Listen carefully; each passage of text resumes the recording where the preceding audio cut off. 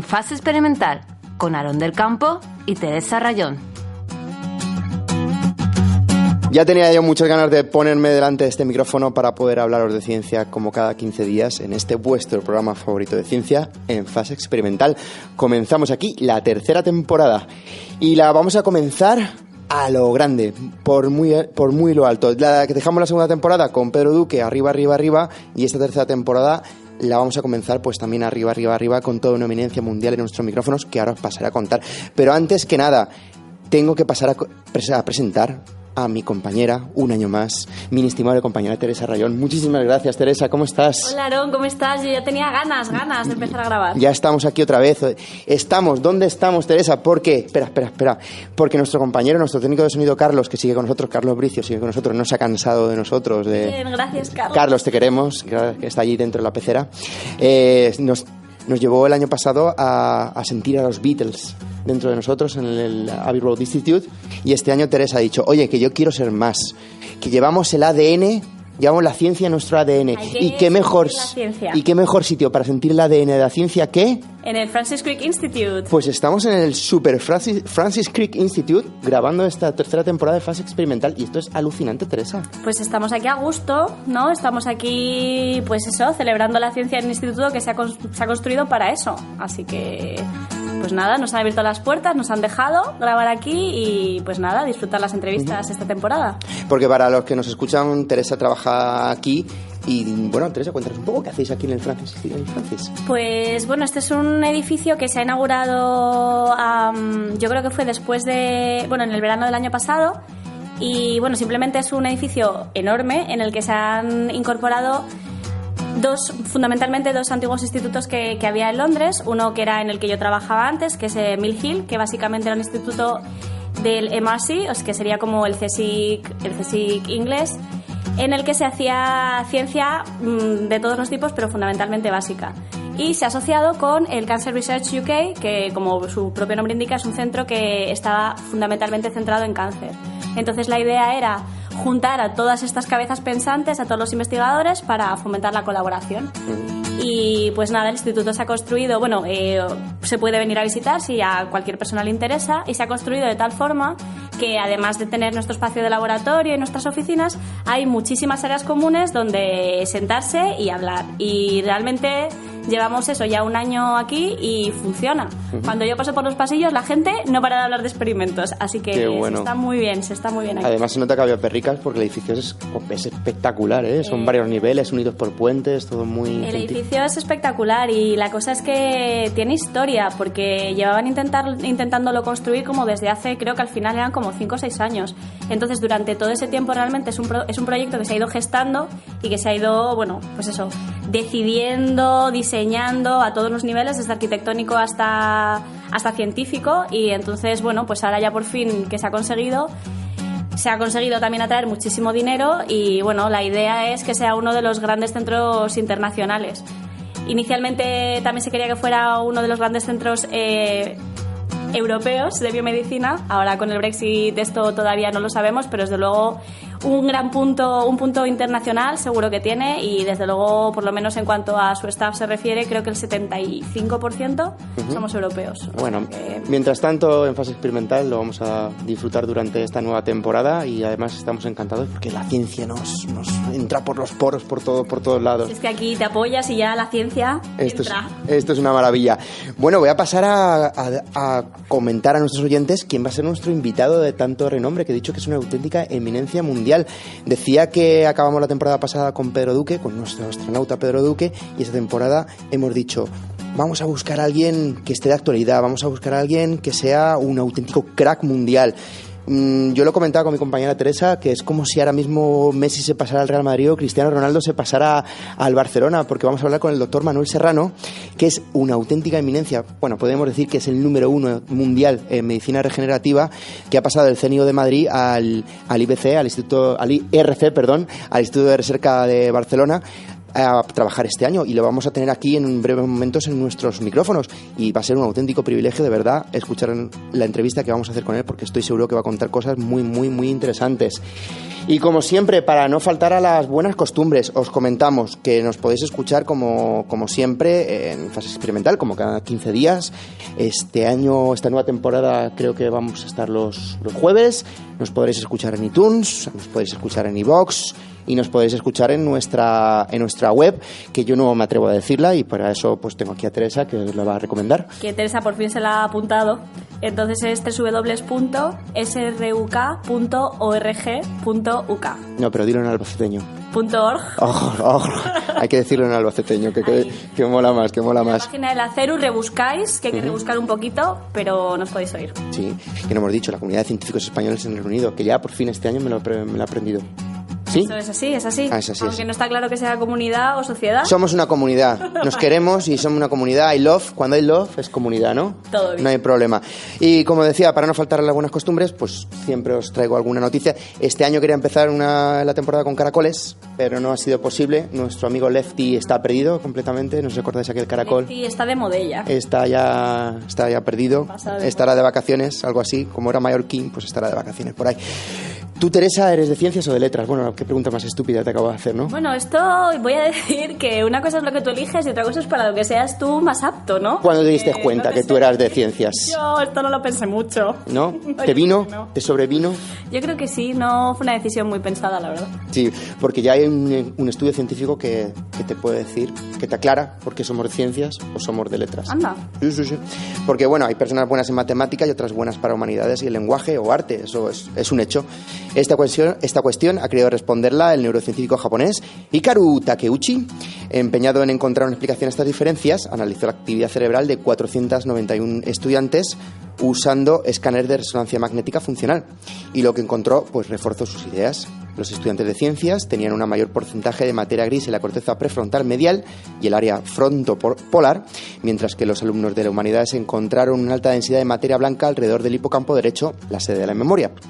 No solo eso, además comprobó que los estudiantes de ciencia tienden a sistematizar los acontecimientos, se interesan más por lo impersonal y comparten rasgos con las personas del espectro autista, que esto me fue bastante curioso, según aclara el investigador nipón, que no es nada malo, ellos perciben la realidad de otra manera y en absoluto es un mito que hay que... Porque yo trabajo con niños autistas de vez en cuando y la verdad es que son una maravilla trabajar con ellos y son completamente funcionales, hay diferentes grados de autismo, pero hay que quitar un velo y sobre el autismo, porque no es una enfermedad, es un síndrome y los niños autistas pueden ser perfectamente niños normales y de hecho lo son. Bueno, lo que iba, en contraste a quienes se inclinan por los artes les conciernen más los temas relacionados como las personas y muestran actitudes más empáticas. Otro argumento a favor de la separación entre letras y ciencia lo ofrecieron hace poco neurólogos franceses en la revista PNAS, que identificaron una serie de circuitos de la corteza prefrontal, la corteza parietal y el lóbulo temporal inferior que se activan específicamente cuando los matemáticos se enfrentan a problemas complejos. Y lo que es más interesante de todo esto, esos circuitos coincidían con los que entran en juego cuando cualquier persona no experta maneja números, resuelve sumas o ve una fórmula matemática escrita en papel. Eso sí, las células de las mates se distribuyen por ambos hemisferios. Se acabó aquello de considerar que la mitad izquierda del cerebro es la lógica y la derecha la artística. Ninguna habilidad está confinada a un único lado de la mollera. Tanto si componemos un bello poema como si solucionamos una ecuación, las dos mitades del cerebro sudan la gota gorda. Es más, cuanto más comunicadas y conectadas están las neuronas de ambos hemisferios, mejor se nos da resolver problemas, tal y como se podía leer en un estudio dado a conocer en Cerebral Cortex, que es otra revista también especializada en el tema. Y a la vista de esos trabajos parece indiscutible que el cerebro humano está bastante compartimentado, pero eso no implica que haya que encasillar a las personas cuando se sienten por primera vez en un pupitre. Las neuronas se especializan, no hay duda, pero los individuos pueden tocar todos los palos aprovechando la plasticidad de la mente. Un estudio de aquí, del King's College de Londres, del Reino Unido, analizando datos de 12.500 gemelos, descubrieron que los genes que afectan el rendimiento académico de la lengua, matemáticas, ciencia, humanidades, idiomas, informática y arte son exactamente los mismos. Otra frase que debería ser erradicada definitivamente es: el que vale, vale, y el que no, a humanidades. Una idea que la ciencia se ha encargado de desmentir. ¿Qué te parece? Me parece curioso, me parece muy interesante. Está bien que ahora de repente podemos empezar a tener mapas sobre las funciones del cerebro, que es bastante complejo. Así que muy chulo. Sí, pero que vale y el que no letras. Vale. Y el trabajo con gemelos, esto está genial. Es 12.500 gemelos. ¿Dónde buscas 12.500 No lo sé, gemelos? no lo sé. Años de investigación para buscar 12.500 gemelos, ¿eh? Sí, esto me ha dejado Ni el casting de Gran Hermano consigue tanta gente. 12.500, que son muchos. Son muchos. Es que son 25.000 personas, ¿eh? Que es muy loco. Me ha gustado, me ha Sí, gustado. sí, sí. ¿Y tú qué nos traes, Teresa?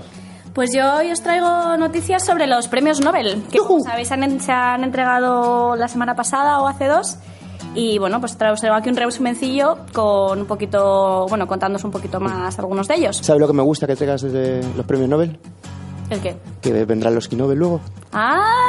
Esos son los buenos, ¿no? Los buenos son los Ig Nobel, hombre, que son más divertidos. Los Ig Nobel, eso es verdad. Que luego la cosa es que tienen su ciencia. Otra cosa que es una ciencia un poco... Sí. La del caracol. Sí, la del caracol. La que me gusta a mí. También nos gusta. Toda la ciencia es buena. En fin, empezamos. Cuéntanos. La primera va a ser sobre el Nobel de Física. Einstein gana el Nobel de Física con ayuda de Weiss, Thorne y Barish. Los pioneros del proyecto LIGO, Rainer Weiss, Kip Thorne, junto al jefe científico que lo ha llevado a término, Barry Barish, han sido galardonados con el Premio Nobel de Física 2017. La Academia de Ciencias sueca reconoce las 4 décadas de esfuerzo continuado que han conducido a la observación de las ondas gravitacionales, abriendo una nueva puerta para la astrofísica.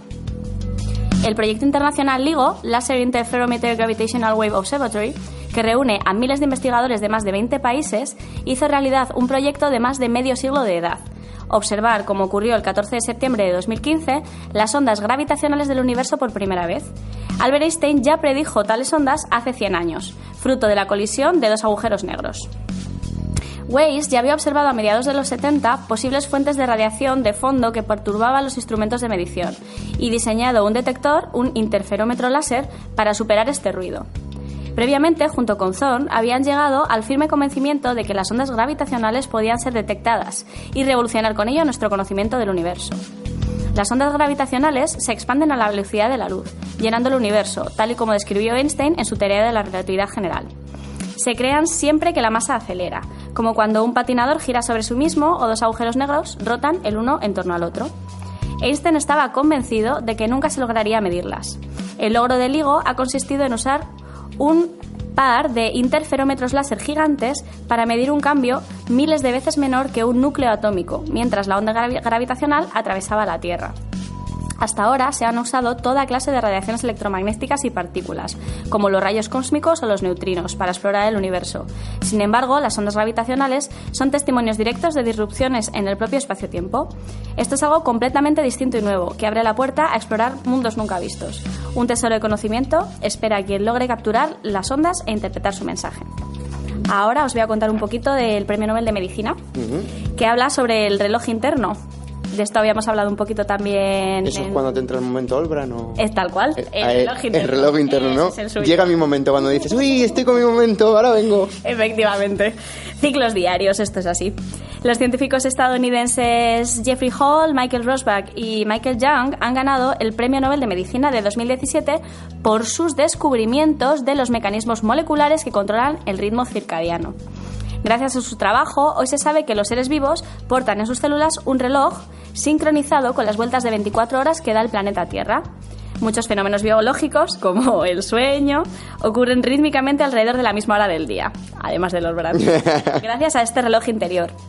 La existencia ya fue propuesta en 1729 por un astrónomo francés, Jean-Jacques Tortoux de Megan, que observó en el caso de las mimosas, que son unas plantas cuyas hojas se abren durante el día hacia la luz del sol y se cierran al atardecer. El investigador descubrió que este ciclo se repetía incluso en una habitación a oscuras, lo que sugería la existencia de un mecanismo interno. Para entender un poquito más esto del ritmo circadiano, podéis realmente consultar el post de Beatriz Baño en el blog de la CERU, que, como os decía antes, es sruk.org.uk relojes-biológicos. Y un último detalle sobre este descubrimiento premiado. El trabajo se realizó experimentando con moscas de la fruta, con la clásica Drosophila melanogaster.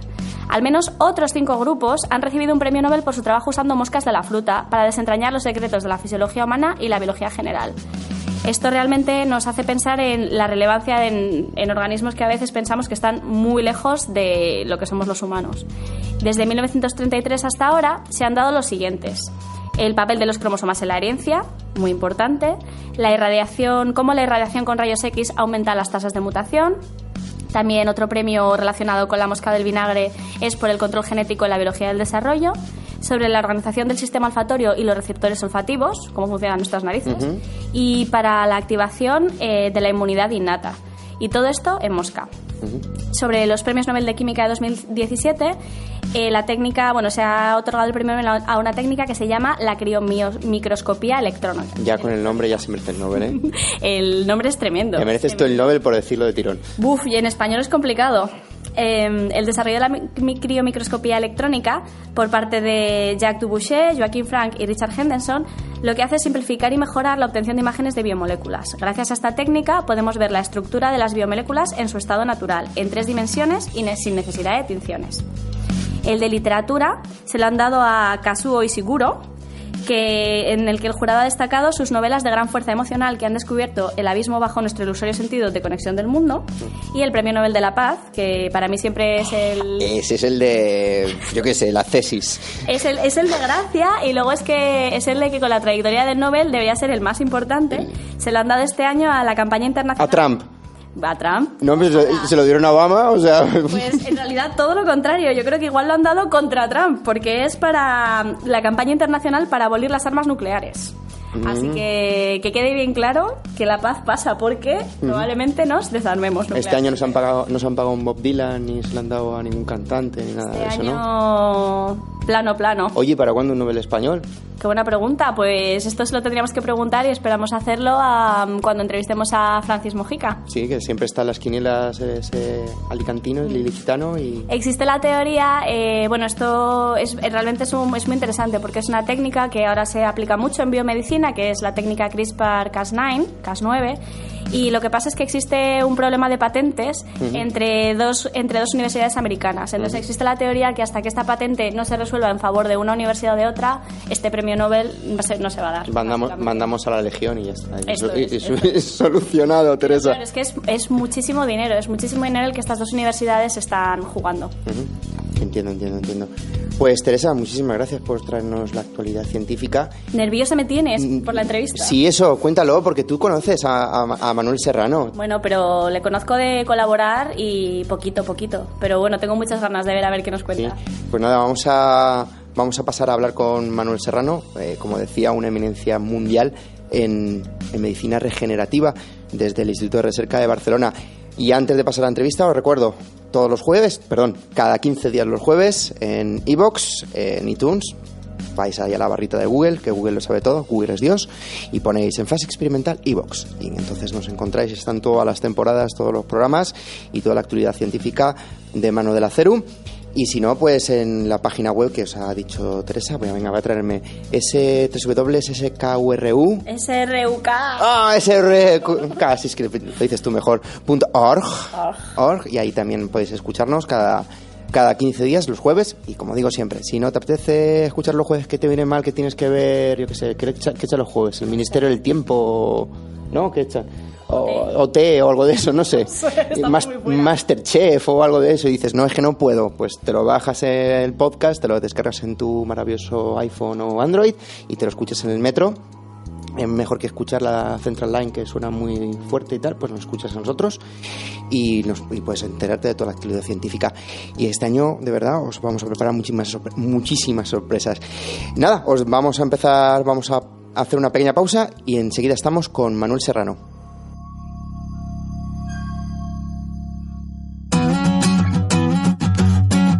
En Fase Experimental, tu espacio de ciencia en radioxlondres.com y en la web de la Comunidad de Científicos Españoles en el Reino Unido. Continúes escuchando en Fase Experimental, este primer programa de la temporada, y como os avanzábamos al principio, sin duda pues no podríamos tener mejor invitado, mejor padrino para esta tercera temporada que toda una eminencia mundial en la ciencia. Podemos decir que Manuel Serrano es la máxima autoridad en medicina regenerativa del mundo. Actualmente ha fichado por el Institut de Recerca de Barcelona y así, en un rápido resumen de los logros de nuestro primer invitado de esta temporada, destaca el haber descubierto y caracterizado el gen P16, que actúa suprimiendo tumores. También generó los superratones resistentes al cáncer, con los que demostró que los genes que evitan esta enfermedad protegen además del envejecimiento, y en 2013 consiguió por primera vez reprogramar células diferenciadas, convertir células adultas en células madres embrionarias en el interior de un organismo vivo, considerado el descubrimiento del año en el área de células madre por Nature Medicine. Nuestra compañera Teresa pues algo tiene que ver en ese aspecto, porque fue colaboradora de este descubrimiento. Y como decíamos, actualmente ha cambiado el CNIO de Madrid por el IRB de Barcelona para centrar su investigación en generar plasticidad celular en las células del páncreas para que sean capaces de convertirse en células productoras de insulina. Doctor Manuel Serrano, primero agradecerle muchísimo que sea usted nuestro primer invitado, que sea nuestro primer invitado de la tercera temporada de En Fase Experimental y tenerlo con nosotros en los micrófonos. Buenas tardes. Hola, buenas tardes. Un placer, el placer es mío. Muchas gracias. Muchísimas gracias a usted. La primera pregunta es, para nuestros oyentes, ¿qué es la medicina regenerativa? Pues la medicina regenerativa intenta combatir las enfermedades degenerativas. Muchas de las enfermedades que nos afligen, sobre todo a edades avanzadas, son degenerativas.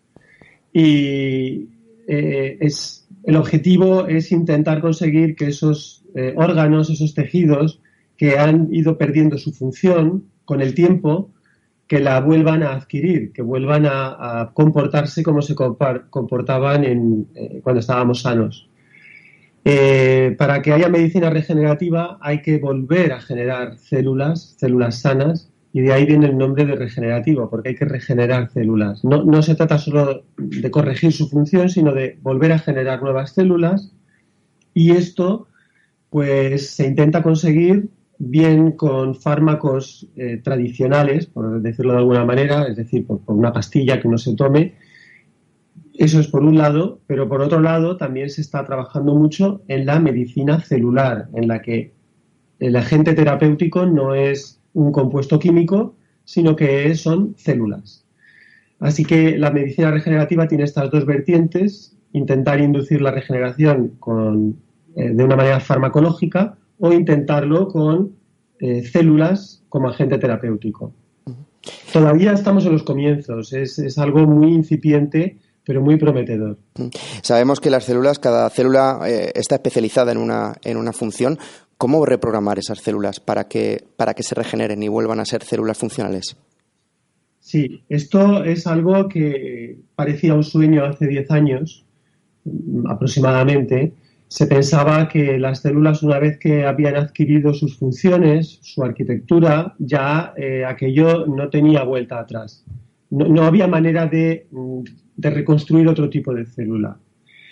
Esto, a veces, el ejemplo que yo pongo es cómo convertir, por ejemplo, un coche en un móvil o en un teléfono móvil. Pues uno puede decir, esto es imposible. Son dos cosas tan diferentes.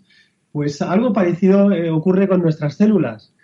Si uno se pone a pensar, quizás no he puesto el ejemplo más adecuado, pero si uno se pone a pensar, todos los componentes de un teléfono móvil a lo mejor están en un coche. En fin, o todos los principios, todos los materiales, y de lo que se trata es de colocarlos de manera diferente. Pues esto es lo que se consigue con la reprogramación. Se consigue ir de una máquina que puede ser la célula del hígado a una máquina que es completamente diferente, que puede ser la célula del músculo o una neurona. Son máquinas, por decirlo de alguna manera, muy, muy diferentes, que se pensaba que no se podía convertir una en otra, pero que ahora sabemos que sí que es posible. Se puede modificar en el laboratorio para que dejen de ser lo que eran y pasen a ser otra cosa. ¿Y qué pasa cuando se dañan esas células? ¿Cuál es el proceso que hace que una célula esté dañada y sea no funcional? Bueno, las células se dañan en el organismo de una manera natural. Esto es algo a lo que estamos expuestos constantemente. Simplemente forma parte es intrínseca de la vida. Estamos expuestos a daños exógenos, por ejemplo, la luz ultravioleta, por ejemplo, componentes químicos de la alimentación, Por ejemplo, infecciones, virus, bacterias, todo esto son agentes exógenos que nos están produciendo daños constantemente. Y luego también hay daños que son estocásticos, que ocurren al azar, que son inevitables. Tenemos trillones de células que no son perfectas y que cometen errores. Así que esto forma parte de la biología, el tener que tratar con estos errores, siempre los hay. Uh-huh. Rectifíqueme si estoy equivocado, pero bueno, cuando nos hacemos un corte, ¿no? Se regenera nuestra piel, se regeneran nuestras células de la piel, pero ¿cómo copiar ese método natural y hacerlo de forma artificial en humanos y que puedan regenerarse tejidos internos del propio cuerpo? Sí, esto todavía no se ha conseguido. Esto es algo que se vislumbra que se podrá hacer, pero eso todavía no se ha conseguido. Además, dentro de la regeneración, sí, puede haber una regeneración que sea perfecta, por ejemplo, que uno se haga un corte en la mano y que aquello se cure sin dejar ninguna cicatriz, que quede perfecto, o que haya cicatriz. Digo esto porque el reparar tejidos con cicatrices es algo que hacemos constantemente, pero eso puede ser la causa de muchas enfermedades. Hay un grupo de enfermedades que son las fibrosis pulmonar, hepática, renal, que precisamente son el reflejo de que nuestro hígado, nuestro pulmón o riñón ha estado expuesto a daños constantemente y ha ido cicatrizando, y al final, lamentablemente, en lugar de tener un pulmón funcional o un hígado funcional, lo que tenemos es una enorme cicatriz que va perdiendo su función. Estas enfermedades degenerativas son precisamente el objetivo de la medicina regenerativa, el volver a convertir esas células de las cicatrices en células funcionales. Desde hace ya unos años, ya bastantes años, si no recuerdo mal, es relativamente fácil reproducir células en un entorno controlado como puede ser un laboratorio, pero ¿cómo va la aplicación en humanos? ¿Existen ya alguna creación de fármacos? ¿Se está investigando la creación de fármacos? Sí, entiendo que te refieres a reprogramar células. Sí, a reprogramar esas células, sí. Sí, te he entendido. Sí, el reprogramar células es algo que se hace con relativa facilidad, aunque no se entiende cómo ocurre, pero se puede hacer. Pero hay que utilizar estrategias genéticas, hay que introducir genes en las células, y esto es siempre una fuente de reparos y de miedo a que haya problemas, porque claro, introducir genes en las células puede generar mutaciones o efectos no deseados. No es la manera ideal de reprogramar en un contexto clínico. Es algo muy útil en el laboratorio, pero no es lo deseable en una persona. Se está investigando mucho en conseguir los mismos efectos utilizando compuestos químicos. Se ha avanzado, compuestos químicos me refiero a farmacológicos, fármacos. Se ha avanzado mucho, pero todo está en una fase experimental. No se ha conseguido todavía inducir de una manera eficiente la regeneración de tejidos con aproximaciones farmacológicas. Eso todavía no se ha conseguido. Perdone, continúe. Sí, no, que es el objetivo que digo antes, decía, se vislumbra. Sí, porque hay muchos avances, pero todavía no estamos ahí. Entonces se trabaja en esa dirección. Como comentábamos al principio, el doctor Manuel Serrano tiene ahora mismo su investigación en el IRC enfocada en la investigación de la diabetes, en la búsqueda de células que produzcan una insulina en el páncreas. ¿Nos podría explicar un poquito más en lo que consiste su investigación actualmente? Sí, pues estamos intentando, por un lado, estamos utilizando una aproximación genética. Esto no serviría clínicamente, pero lo que estamos intentando hacer es inducir reprogramación en el páncreas, en las células del páncreas que no producen. O sea, en el páncreas hay dos tipos de células, las que producen insulina y las que no. Estamos intentando reprogramar las que no producen insulina de manera natural para que produzcan insulina. Y para esto, pues claro, esta es una enfermedad muy común, la diabetes, la pérdida de producción de insulina y la pérdida de producción de estas células que producen insulina. Así que el objetivo sería entender cómo las células del páncreas que no producen insulina, hacer que produzcan insulina. Si esto lo conseguimos con genes, pues ya habríamos dado un paso importante. Luego el siguiente sería ir sustituyendo estos genes por compuestos químicos, por fármacos. Uh-huh. Sí. Además de eso, si no me equivoco de nuevo, también está usted enfocado en la investigación de la fibrosis pulmonar. De hecho, sí, es usted cofundador de una empresa llamada Synelotic Therapeutics. Sorry for my pronunciation. Sí. Sí. Cuéntenos un poco, según tengo entendido, incluso el objetivo es empezar ya a ensayar, en unos 2 años, empezar a ensayar con humanos. Sí, es otra línea de investigación que hay en el laboratorio que va con el mismo objetivo que la reprogramación. La reprogramación, en la que trabajan muchos grupos, lo que intenta conseguir es generar nuevas células. La otra aproximación, que es la senolisis, ahora explico lo que es, se trata de eliminar las células dañadas, las células que no sirven. Las dos cosas son complementarias. Cuando uno tiene un tejido que ha dejado de funcionar, por un lado quiere eliminar las células que no funcionan y por otro lado generar nuevas células que funcionen. En el organismo se acumulan muchas células dañadas, ya hemos hablado de eso, y el objetivo de estas células se las llama senescentes, es la palabra que se utiliza en el argot científico, y el objetivo de la senolisis es tener compuestos químicos farmacológicos que maten a estas células alteradas. Y bueno, en esto sí que se ha avanzado bastante. Es una línea de investigación en la que se ha avanzado mucho, otros grupos, no solamente el nuestro.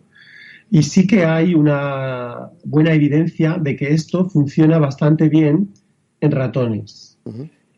Funcionar bastante bien quiere decir que se puede inducir, se pueden recapitular muchas enfermedades en ratones, por ejemplo la fibrosis pulmonar, y cuando se tratan los ratones con estos agentes químicos, se eliminan estas células dañadas y la patología mejora, hay una mejora terapéutica.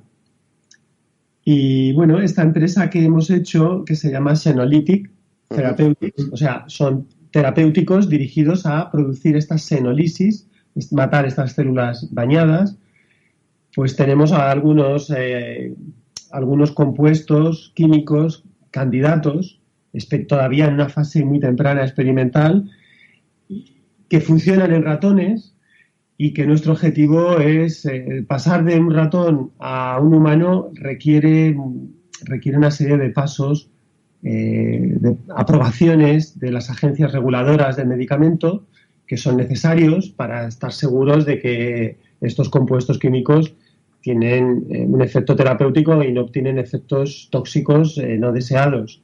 Y bueno, esto requiere dinero. Como todo. Requiere tiempo, exacto.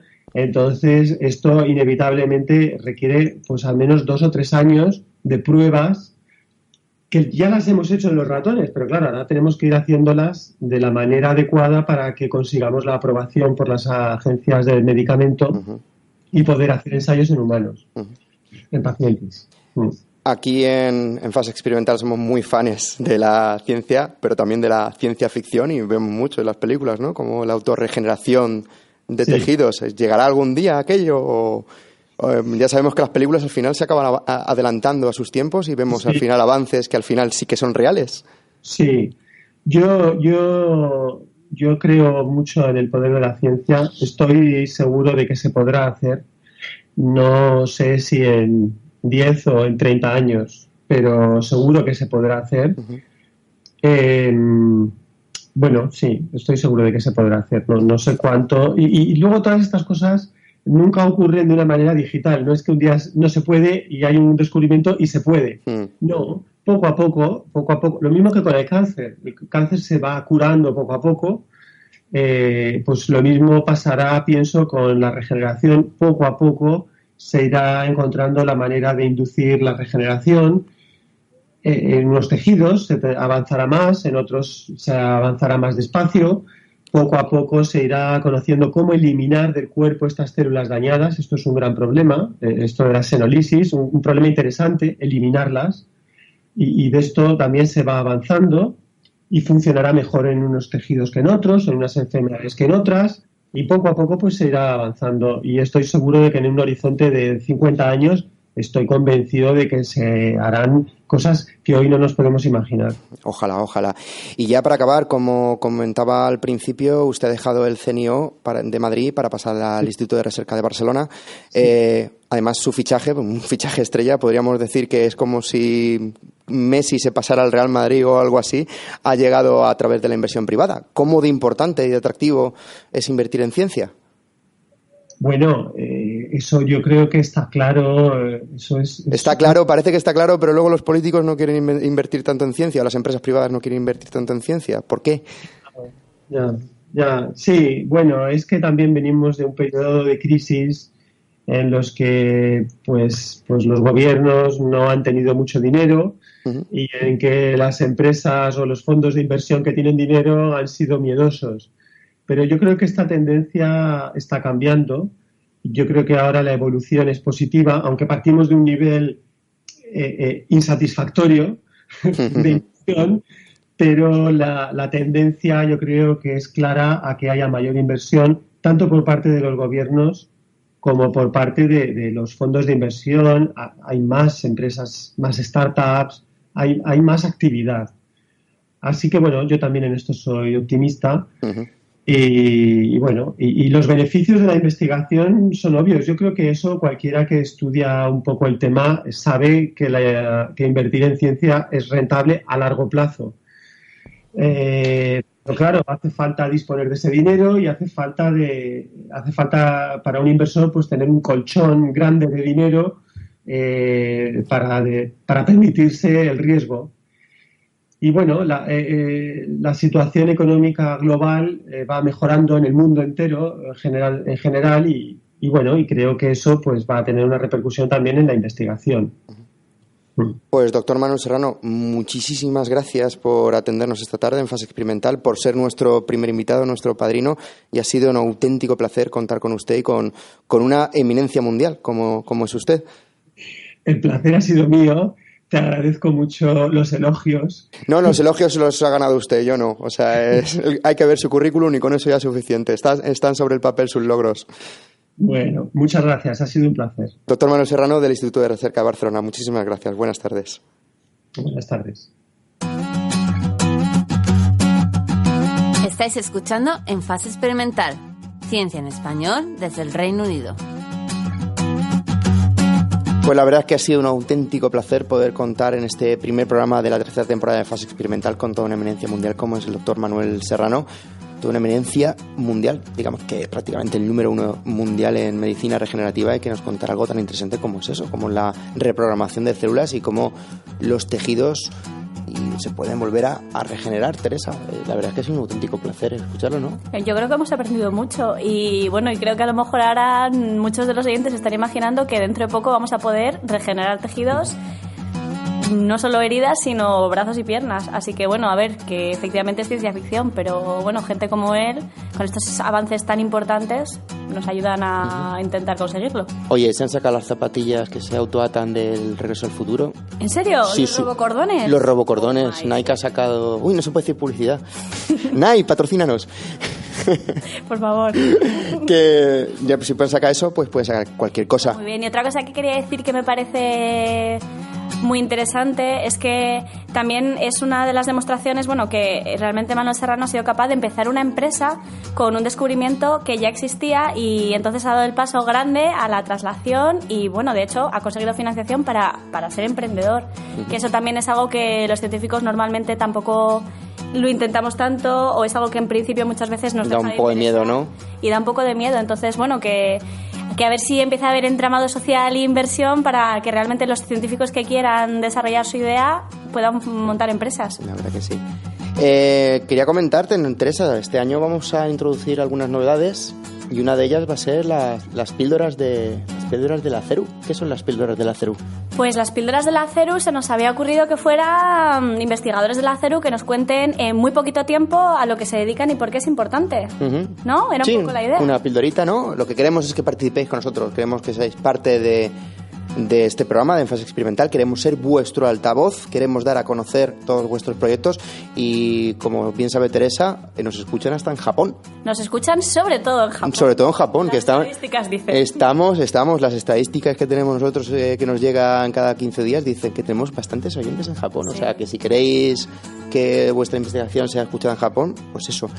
Muy fácil, muy sencillo. Simplemente cogéis vuestro móvil, un móvil, una cámara, algo que pueda grabar audio. Os vais a un sitio tranquilo, silencioso. No os pongáis en mitad de Regent Street o en Oxford Street porque no se va a oír nada. Mucho sonido ahí, o en el metro, en la Central Line. No, pues vais en vuestra casa tranquilamente, os metéis en el baño que hay mejor acústica y nos contáis el qué, vuestro nombre, vuestra procedencia, qué habéis estudiado, lo que estáis haciendo, en qué instituto, en qué universidad o instituto estáis trabajando, de qué va vuestra investigación y por qué os apasiona la ciencia.